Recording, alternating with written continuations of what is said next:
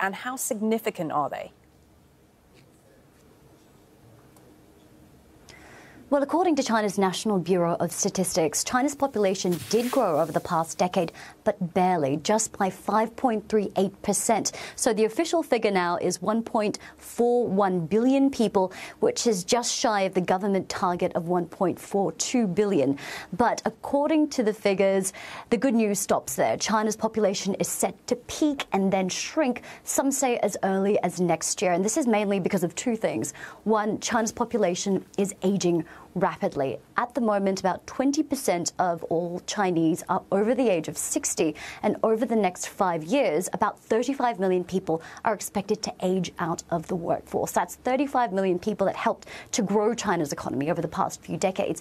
And at the same time, we have 300 million people expected to be eligible to retire. 300 million, that's almost the entire population of the US. So this is expected to put immense pressure on China's health and pension system. And the second problem is that there are not enough babies being born to replace these workers that are aging out of the labor force. Just last year, we had just 12 million babies born, and that's half the amount of babies that were being born every year in the 1980s. And this is even after China ended its one-child policy in 2016 in an effort to boost the number of births taking place. So all of this means that this is going to really impact China's economic growth in the future and its ability to compete with other countries.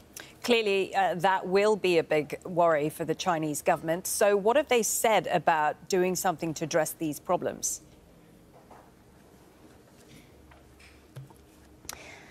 Well, Beijing itself is trying to downplay these concerns. It's trying to focus on positive things like increased urbanization, better levels of education. But analysts that we've spoken to say that it's difficult to overstate the scale of this problem. If we have the continuing of the current trend that the Bureau of Statistics has already stated, this means that China's population is going to age faster and shrink faster than countries such as the United States and India. And there are a few policies that it's going to put in place to cushion this blow, but it's not going to be able to reverse the trend. So some things that it's thinking of doing is, for example, potentially ending birth limits altogether. Pressure is rising for that. China's one-child policy had been in place from 1979, so that's quite a long time.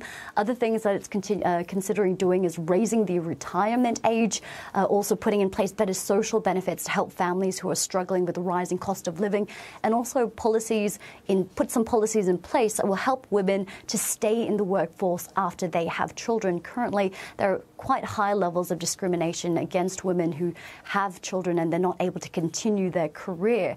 That being said, though, because of the one-child policy, many families are already accustomed to having just one child, so there's very little the government can do to change that.